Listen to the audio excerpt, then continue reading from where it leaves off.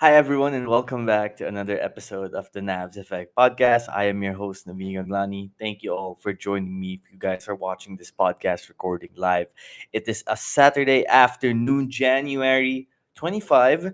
And for those who have already checked out the latest episode we uploaded on Spotify with Ray De La Cruz of Rayview talking about What If Season 3 and the projects under the Disney umbrella of 2025. Thank you so much. And if you haven't checked that out yet and you are into fandom and film and TV like we are, that could be the podcast episode for you. We're going sports here. Today, we are going to have UP Fighting Maroons strength and conditioning coach Dwight Demayo joining us to discuss the team's conquest of UAAP Season 87, particularly from a fitness and strength and conditioning standpoint, how he was able to shape the team into the champions they wound up becoming. I'm excited to get right into it. We are going to take a quick break, and then in a few moments, Coach Dwight will join us. Be right back.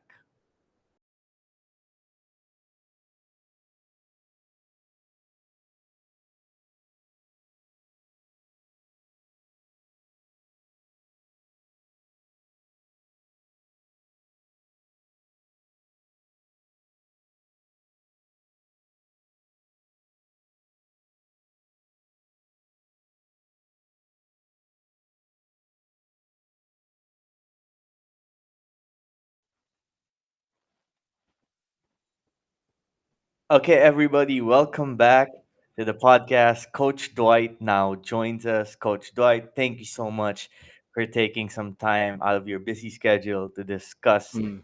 on this podcast episode. First of all, how's your injury? Are you better? Are you recovering?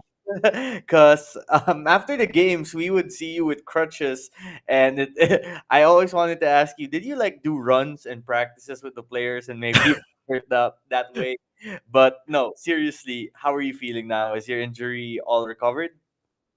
I started walking last week, and hopefully it was a better story. I wish that was the actual story, but I just messed up outside of trainings. But lately it's been better. And sorry, thank you for having me here sa podcast. Yeah. You're very welcome. I'm glad to have you here.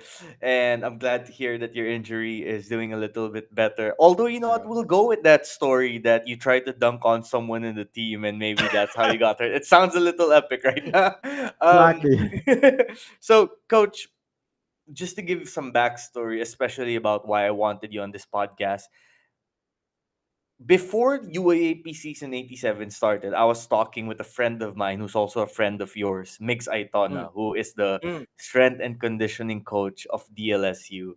And I know LaSalle and UP have quite a rivalry over Yeah. the last few years, but I know you and Coach Miggs have respect for each other because you're both in Yeah. the same field and you guys are friends. And when I was talking to Coach Miggs, one of the things he told me was, I think UP is gonna be in better shape this year. I think UP is gonna be their fitness level is gonna be better this year because I know the guy that is handling their SNC now, and he uses a scientific method similar to what I do. And right away, it just was clear from the beginning of the season that the Fighting Maroons were in tip top shape. Physically, I felt that they looked better than they did in season 86. Mm. So let's go there. How did this journey with UP start for you? How did you join the team? Were you invited by Coach Gold? And Mm. once you got into that program, what were some of the immediate changes you kind of used to get the Mm. team in better shape for season 87? Yeah. So I think how it started was with Carl. I think back in '84. So it was Carl and a few guys like Harold and Terrence that I was working with. Uh, Eventually, they won, and all the good things happened, and also the bad things. So eventually, maybe they were trying to make a change. So Coach Gold did make a contact. So even actually, si Coach Gold, even before UAAP season '84 just working with Carl, who's already very engaged with the process. So Coach Gold always makes sure we're looking at it long term. What's the plan and everything. So it was a smoother transition when they did enter the team. But even though maybe half of the players already knew me, the biggest challenge was still trying to fit myself in.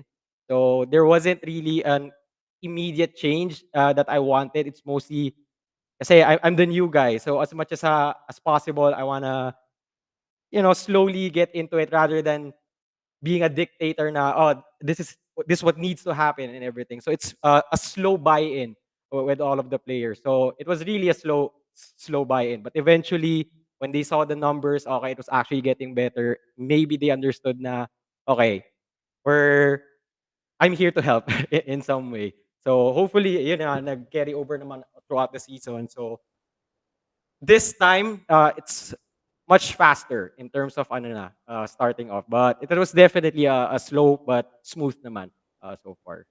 Awesome. Glad to hear it. And I know that you did want to come in as a dictator too, in part because UP already had some strength and conditioning coaches Yeah. there prior season, and they still had some of the Mm, guys there too. It's a very deep coaching staff, the UP Fighting mm, Maroons, not just from the X's and O standpoint, but really everything analytics, yeah. SNC, like we discussed. So obviously your advice and your opinion mattered Mm, because they brought you in and you mm, had been working with someone like Carl who is thriving right now in the KBL. mm, Did you, before entering the job, even when you were just watching the games on TV or kind of keeping up with the team, did you already have like mental notes as if, oh, maybe if we could do this in training, this guy's skill set would improve. mm, Maybe if we change their, strength program a little bit, we'd see more mm, endurance in late game situations. Were there mm. mental notes you had before entering that you immediately applied as well? Yeah. So I think one of the biggest bases was still from Carl.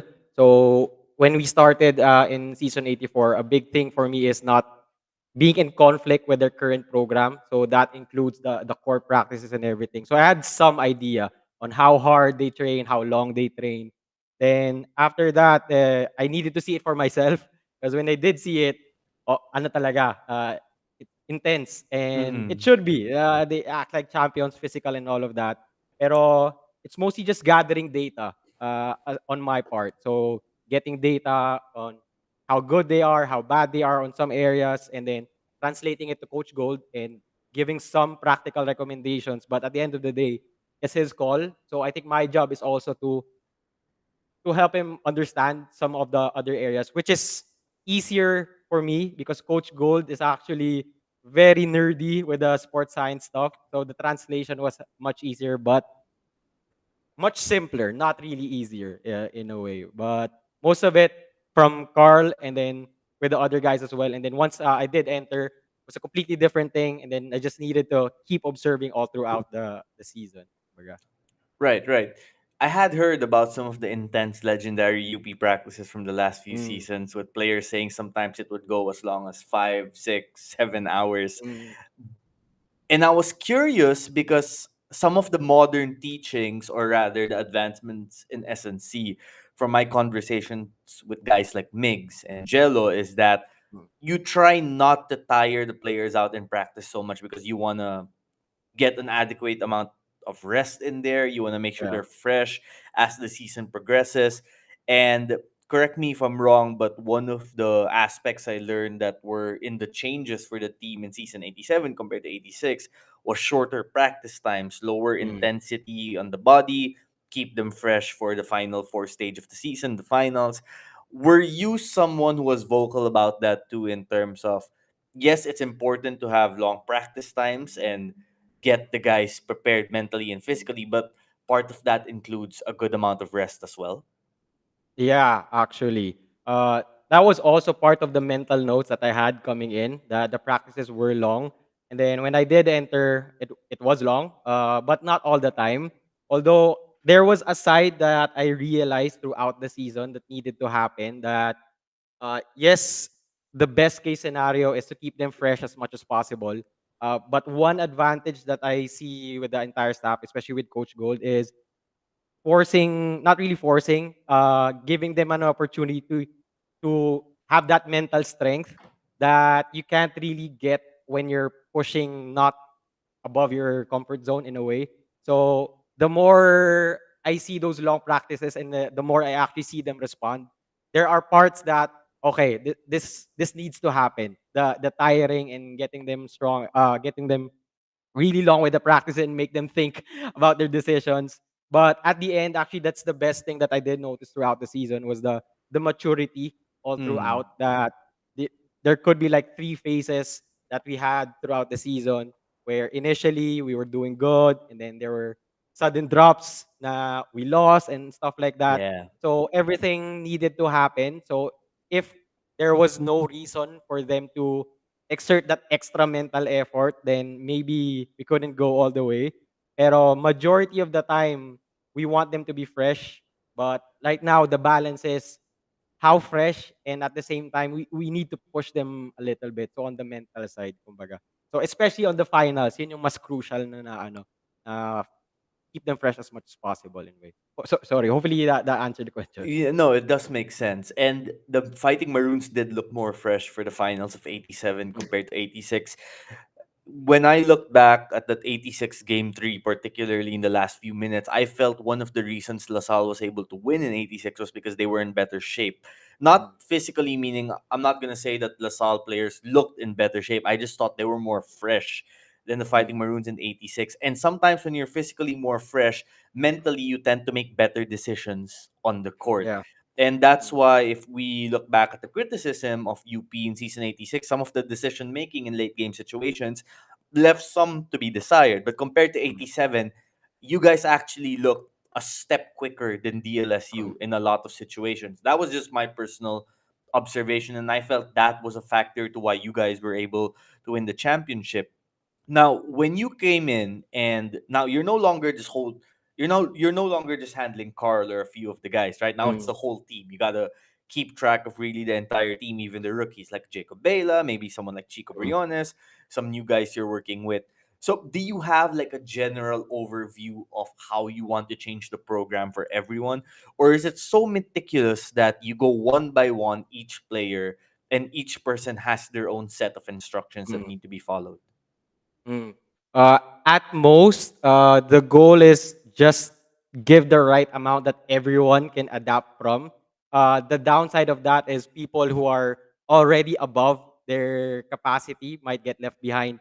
So to some degree, it is a meticulous job that I have to check them one by one.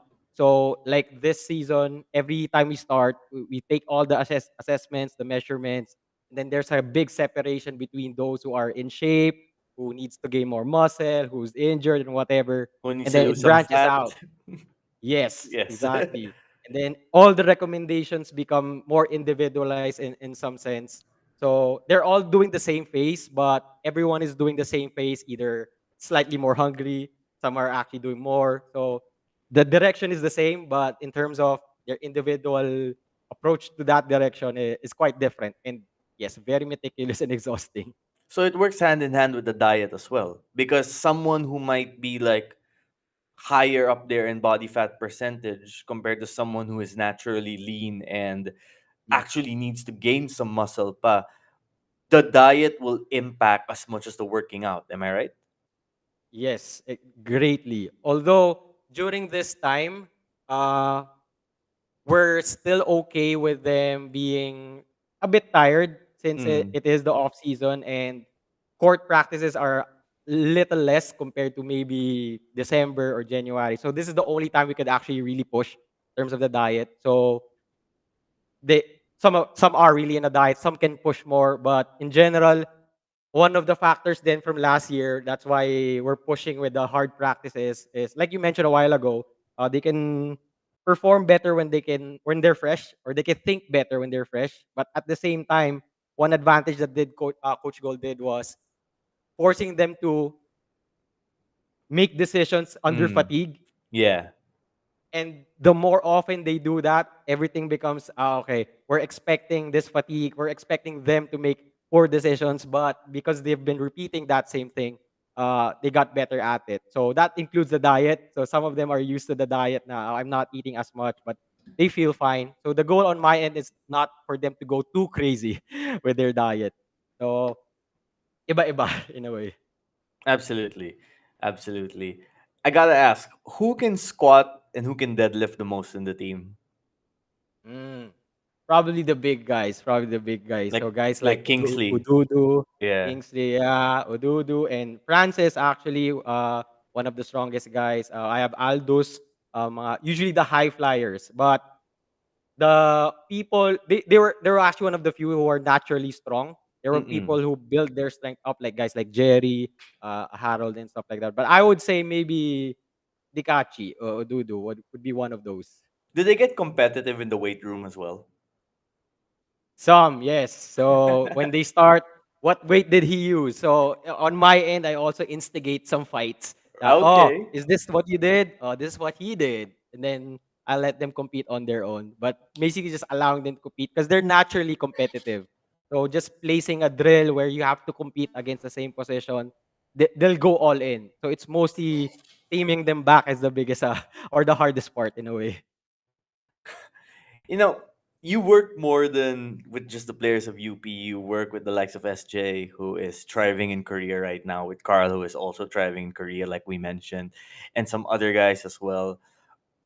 In general, when you start working with athletes, particularly in the Philippines, and in the Philippines, I think it's fair to say, as delicious as yung Mm, Pinoy food natin dito, sometimes it's not the healthiest, right? Not the yeah. best when it comes to performance. And we need to kick some of the bad habits out, not just with eating, but also with our training regimen. So when you start working with athletes, these are maybe in the top 10% of the fittest people in the country. Mm, But I'm sure even they sometimes have some bad habits when it comes to their working out and their nutrition that need to be changed. So what are the most common bad habits that you try to change right away once you start working with athletes in your program, whether that's with their training protocols or with their diet?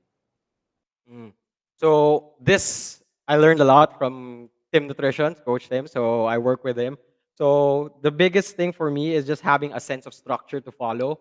Mm. Because most of the time, if there's nothing for them to follow, the freestyling tends to go overboard or Yeah.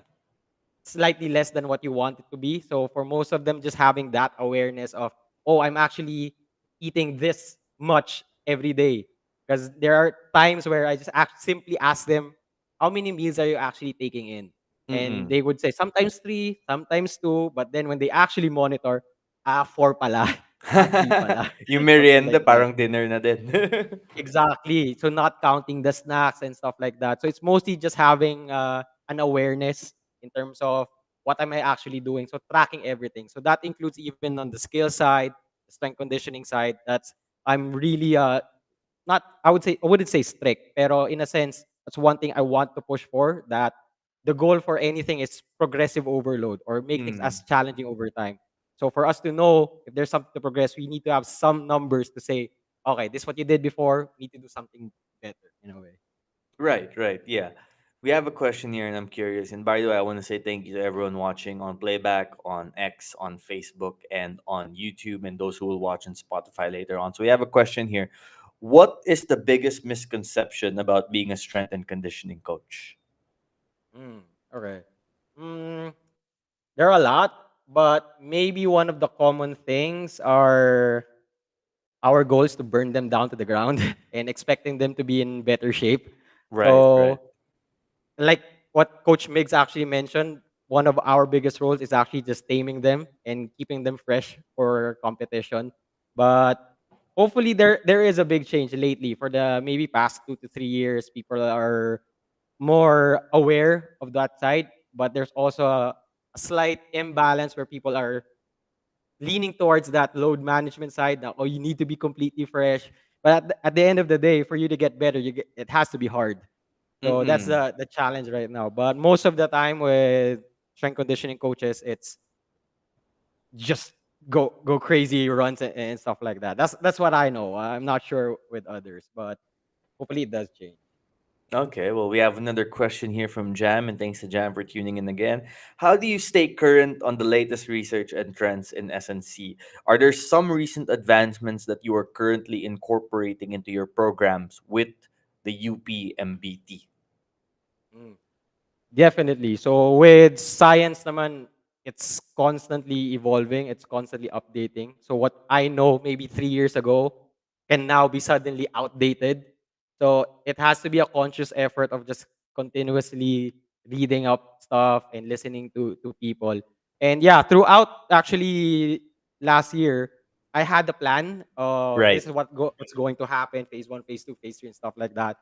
But Philippine basketball is different. So I've known Philippine basketball to be physical, but seeing it firsthand, it's really physical. So I had to make changes in between. So a lot of adjustments, basically. Interesting. And now we have a question from Simon Redoblado. Thanks to Simon, you guys can follow his work on All Star Magazine. He has come out with some columns that are awesome. Hi, coach, he says. Are there any significant differences in the SNC practices for guards, wings, and bigs?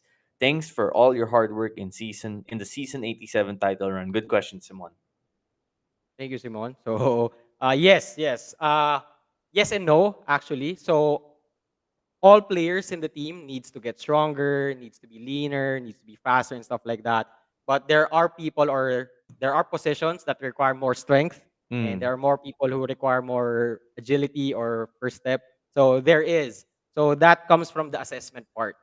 So with the assessment, that includes some maybe jump tests or maybe some power tests, and you can see the clear separation between people. And even from a positional standpoint, that same position but their strength with the upper versus the lower is completely different. So mm-mm. we're doing the same phase, but I give some people some extra work.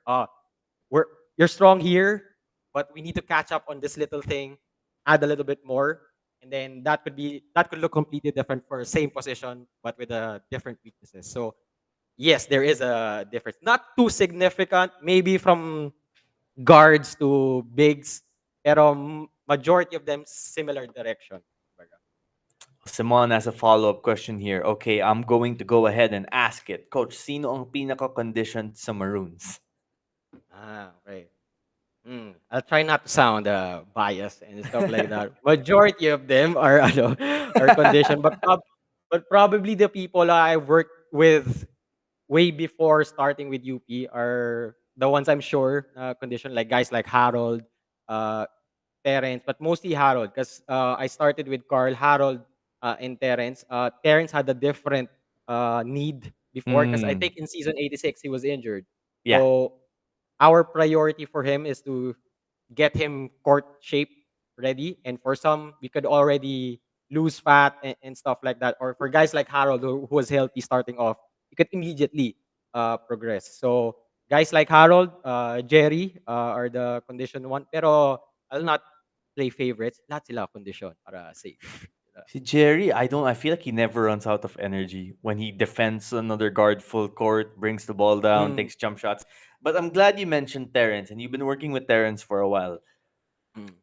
So, season 84, I'm not sure if, were you already working with Terrence season 84, Yeah, 2022? parents. Yeah. So, when I was talking to someone from the management team, nag-joke siya before sa akin na when he first saw Terrence in practice, kala niya assistant coach daw.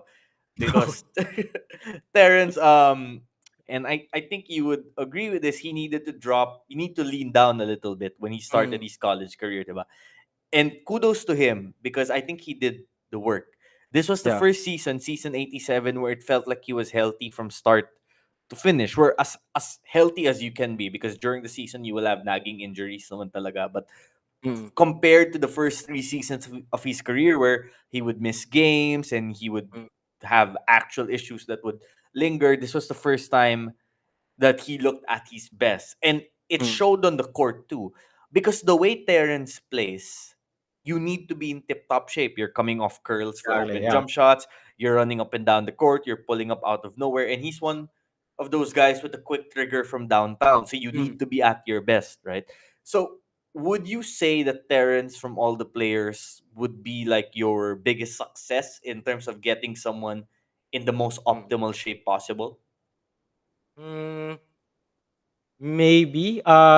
Actually, I was only aware how severe his injury the past season when the posts kept coming where healthy Terrence is back, and stuff like that. So maybe. I think my biggest success with them will still be the entire team getting better with the numbers. But in terms of the significance of year one to year two, maybe Terrence. Just basing on how injured he was actually last year. I mean 86. Yeah. Well, I'm happy to see Terrence play really good because he has one of the best jump shots in college Mm, basketball today. And when he's yeah. in shape, it's absolutely awesome. Now, coach, when you're an SNC mentor or coach for a team like this, right? Do you often get random late night messages or random inquiries from the players of the team like, you know what? I'm home right now, but I need to work out and I parang inip na ako. I wanna do something, and you suddenly have to come up with like a 30-minute routine for them to do. Is that part of the job? Yes, unfortunately. So they take up so much mental space. So it's exhausting but yet rewarding. There's often a case where I tweak something, something feels weird. We need to do this right now because there's a better chance of you getting back in shape tomorrow if we address it now. So Yeah, it's also as much as I want my rest, I won't get as much rest if Coach Gold will be mad that someone is injured. So uh, part of the job. So that's completely fine, yet exhausting. But again, fulfilling. fulfilling for sure. We have another question here from Jam. How would you describe the field of sports science in the Philippines? Do you think the general public is becoming aware of the profession and are now realizing its importance with the rise of the popularity of certain sports leagues? Mm. I would say so. I would say so. Especially a good example would be Migs. Mm, Because I will keep saying that Migs will still be one of those pioneers with the SNC and with the advantage of basketball where it's everywhere here in the yeah, Philippines. So everyone can actually see them. So I think so. I think so. There's a big awareness. The biggest challenge I would say is the load management part. So yes. it's always a topic right now where people need to be fresh, but at the same time, uh, they can't turn a blind eye with. You have to work hard in some sense. So it's getting better. It's getting better, definitely. And also, these are guys that have classes and other responsibilities as Yeah. student athletes too, right? So Mm. it's not like I'm guessing you could give them a grueling 1.5 hour workout and expect that they're just going to be able to recover and rest for the rest of the day because they still have to go to class, they have academic Yeah. responsibilities. Does that factor into your when you come up with the routines and regimen? The routine, well, the programs are fixed, but in terms of how much or how little they're gonna do within the program, depends on how fresh they are. Mm, But majority of the time, the goal is for everyone to follow because what we want is that culture of whether you're tired or not, you gotta get through the system. But if I usually talk to them individually, if I really notice, you look weird today, and then they'll just mention naturally, I got worse sleep last night or something like that. Then I need to make adjustments. But there are cases where I know they're tired, but I also need that little edge in them yeah. that you're tired, but you know you have to do this, then you gotta do it. So I think 1 month or 2 weeks before the finals last year, one of my messages to them is the discipline part is doing what you need to do, not what you want to do. So it ties in with everyone. You guys are basically psychologists and psychiatrists as well to some In a way, degree. I mean, pseudo fake. yeah, exactly. Because a lot of the people who cover sports athletes know that more than anyone, sometimes it's their strength and conditioning coaches that they go to for mental Mm, support sometimes and spiritual advice even from some time to time because yeah, look in between workouts and sets you'll chill with the guys, you'll talk with the guys, ask yeah, them what's up, and sometimes these can be the moments that they confer to you with yeah. what might be troubling them or some of the struggles they're facing and whatnot. So Mm. have is that part of the job? Is that something that you would advise other strength and conditioning coaches to realize that if you're gonna work out with these guys, you're not just gonna tell them, okay, give me 10 reps, 3 sets of like deadlifts. Mm. You also are there to listen to them and kind of like hear them Yeah. out with what they're facing. Yeah. So we're fake therapists usually. So we have to in some way, pero not to some extreme that each and every one every day I have to talk to them. But it's my role to find out what's happening, because what happens outside normally greatly affects what happens inside the court. So usually when there's something off, uh, there might be something off with them. So that's my job to what's happening, what's happening. But sometimes they're just off because it's just an off day. Right. So I can only tell the more times they communicate with me, and then as we grow grow with age sa ano namin relationship, I begin to understand what's really happening, and then it becomes a smoother communication. So it builds the rapport as well.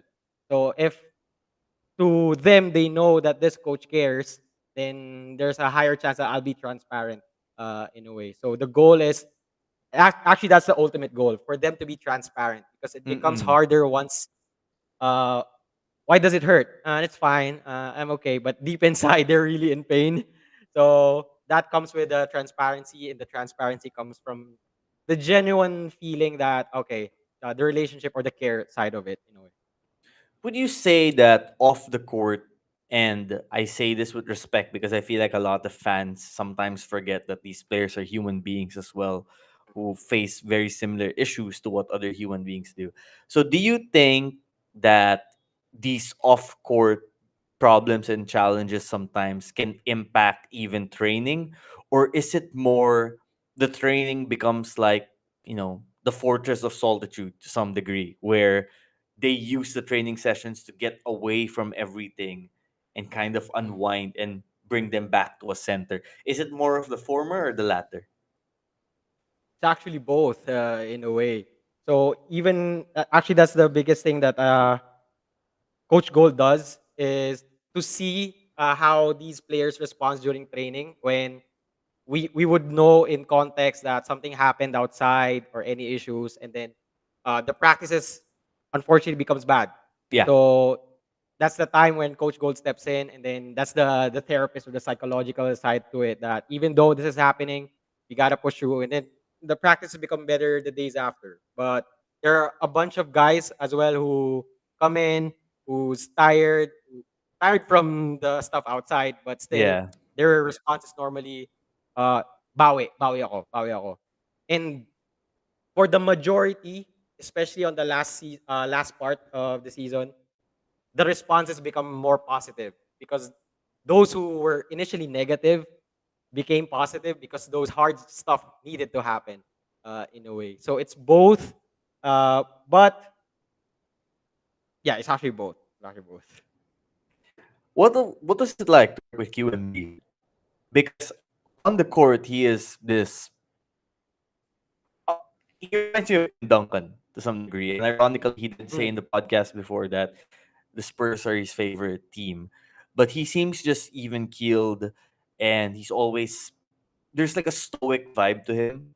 Never too high, never too low. Is it the same in the weight room with him? Yes, he's the ultimate father figure, kuya, tito of Mm-mm. the guys, and he is actually super smart. So I think everyone knows his engineering degrees and stuff like that. But he's like a veteran player coming in. So I had no issues. He already knows what to do. It's more of just adding a little bit on his tool bag, but super smooth with QMB. Was there a physical transformation that needed to get him adjusted to the Philippine style of play, or he just acclimated to it very naturally? He he kind of acclimated. So physically, he's not in bad shape. He's not in great shape. He's in good shape coming in. But one thing he needed to adjust was the physicality part. So he knows the physicality is there with the Philippines, but experiencing it firsthand, I actually have clips of him of getting bumped, his head crashing everywhere, and then I think third or fourth few games, that's what he mentioned. I just needed to know where the bumps are coming or the Right. physicality part, and then he just acclimated well. Yeah, he did get better as the season went along too. And you Mm, saw it in the yeah, finals. I personally thought he was the best player in the court in the finals on both sides of the floor, and he was definitely. huge. That does make me curious though, because someone like QMB, you just anticipate he is going to leave his pride out of the door the moment he walks in. But there's some players it's not easy, right? When you tell a player who's got abs and muscles, oh, you're not in game shape, sometimes Mm. that pride can take a hit Ah. a little bit. Have Mm. you experienced that where players might not react the most responsible way to being told, oh, you got to get in better shape, you're not in the best game fitness level? And when you can see that they might not be so warm to that constructive Mm. criticism, what's Mm. your approach in trying to get them to listen to you? So on my end, the data does the talk for me. Uh, So it's much Men lie, easier to women tell lie, them. numbers don't. Numbers don't lie, Numbers don't lie. exactly. Yeah, go That's for the it. only reason for them to listen. So if I can actually say now, all right, this month compared to the month before, you stayed the same or it didn't go up, then they also have that conscious awareness. Ah, okay. So even on their end, so just having some numbers to see is a big thing for them. So I think there have been a few, but I try to make sure that before I give some criticism, I have to back it up. So the data does that. So hopefully they do kind of listen in a way. All right, let's talk about season 88. And have you guys started practicing yet? Yeah, just this week. So this is our first Just week of practice. awesome. So, defending a championship is harder than winning a championship. That's what the old saying goes. And you can see it on the court. In terms of your program to get these guys in shape, now you're going to be adding some new players. You've had some players who've departed and some guys who might need to have bigger responsibilities. How are you going to alter the strength and conditioning program to get the team in the best shape to repeat as champions? Mm. So it's not completely different from last year. I would actually say it's much better this time because starting off last year, there was a kind of tiptoeing on the waters. They're not completely bought in yet, Yeah. but now it's much easier. They already know. Okay, coming in, coach, this is my weight right now. Do you think I need to cut down, or do you think I need to do more of this or whatever? Then it's much smoother. Unlike before, majority of my efforts is just teaching and all of that. Now they know what to do in some degree, so it is smoother. The goal now is, like with any training, is to make it harder. So what they did before is still the same, but hopefully they're stronger to some level. So I would say better. We're in better condition for to defend. Awesome. Awesome. I'm sure many UP fans will be happy to hear it. And for those who have questions for Coach Dwight, send them in. We have a few more minutes left with him. So, Coach Dwight, I know you also take on independent clients outside of the UP team. So, if there's an athlete listening to this and might want to try your system out, where can they find you? And can you give an idea of how much you might charge to work with Mm. athletes? Mm. So they can look me up in Instagram or with Coach Tim. So I work with Tim Nutrition. So I'm under that system. So everything goes through there and then they can get through me. So majority of my work is actually online. So my biggest thing is again giving them some structure to follow. So it's much easier to do the face-to-face stuff because I can easily correct. But one thing that our system focuses on is education. So having that education gives them the ability to adjust on their own even without me. So like for SJ, my biggest improvement with him is actually not relying too much on me all the time. So I would actually have some glimpse of him doing his thing on his own. I actually had an instance, I think last or a few years back, where he asked me a question, forgot to get back to him. Then I did message him back, and then he replied with, that's what I actually did.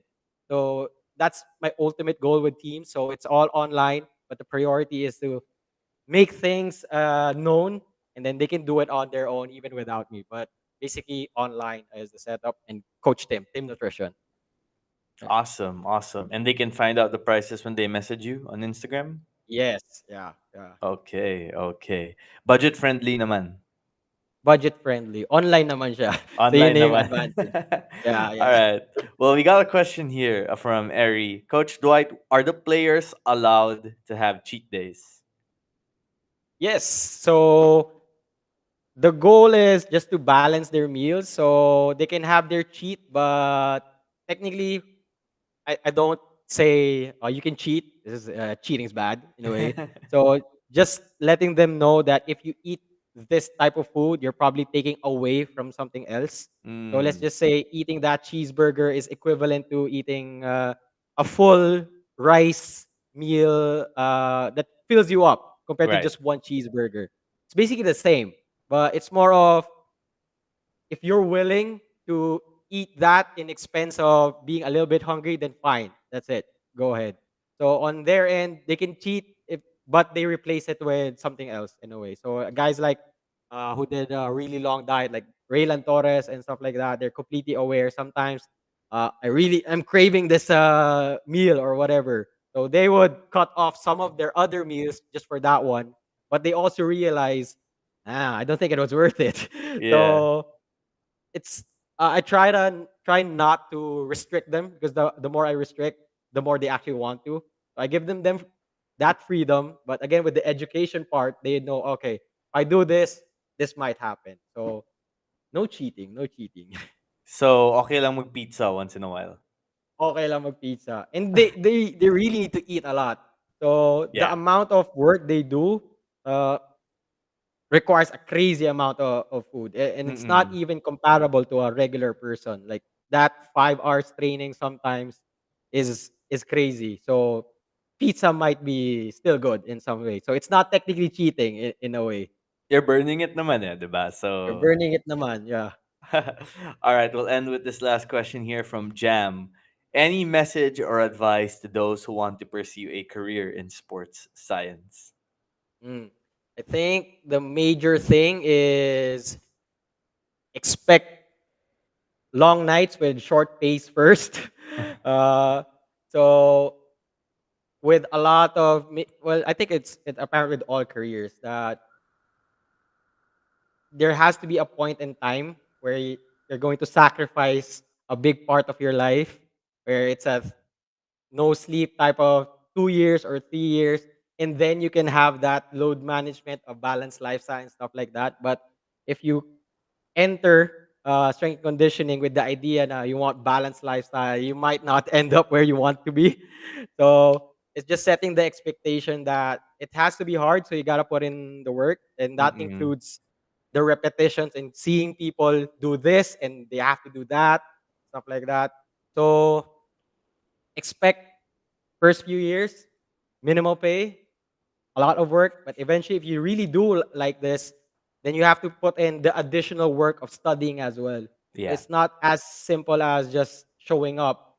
So there's a factor of people or coaches away from you are also getting better with the research and stuff like that. So it's equally putting in the work and also studying your craft. Then eventually, they hopefully tie up. I don't even have it all together at this point yet, but it's slightly better. So it came from that years of no work, no sleep, and all of that. And no pay sometimes. Sometimes no pay. I actually started with a lot of volunteer works. I would travel. I would wake up like 4 a.m., travel 2 hours, commute style Filipino stuff for free. I had national teams that I was just being paid just 5,000 a month, but it's really the reps that I needed to take in. Mm. So I can't ask for a big pay and then not get my reps in. So it's a sacrifice anyway. I think with every career naman, ganun siya. Oh yeah, it's the same with Yeah. media too. If you work in sports media, don't Exactly. expect to get paid big bucks in the first Exactly. few years, but eventually with enough hard work and prep, like you said, Mm, you do get rewarded. exactly. But the work never stops. Coach Dwight, Exactly. thank you so much for joining me. I really appreciate it, and I Thank think you. you have done a wonderful job with the UPMBT team and the other athletes you work with. So more power to you. God bless. Stay safe, and I hope you 100% recover from your injury soon. Thank you. Thank you. Thank you. Right. I hope you explained that. Ano, I got injured from not dunking. So cut off everything that I just said. So keep the dunking part. I will. I'll do that. Yeah. Thank you so much for your All time. right. Appreciate it, All man. right. Thank you. Thank you. Okay, everyone, that was Coach Dwight Demayo of the UP Fighting Maroons. Really great insight about how he altered some of the strength and conditioning programs of the team, how he was able to get the squad in the best shape possible. And thank you so much to the viewers who sent in questions, who watched whether YouTube, playback, Facebook, or on X. And if you're watching this on replay on Spotify or listening to it maybe on your drive or while you're washing the dishes, I appreciate it so much. We've done a couple of really fun episodes the last few weeks, and there's more to come soon enough. Stay tuned. Anyway, if you guys want to read some written content, always check out all-starmagazine.com and check out my socials if you want to check out vertical content. I posted some highlights of Kiefer Alas 2 days ago, and he's one of the studs to look out for. I have an article coming out on him soon enough as well, so that should be exciting. And yes, I know again, people keep messaging asking me who was that player who attended LaSalle practice last week. Well, I can't reveal that just yet. We'll keep that on the down low, but if anything happens, just stay tuned. We'll be providing some updates. A lot of big plans for 2025. I can't wait to share more. But until then, you all have a great weekend. I appreciate y'all. Much love.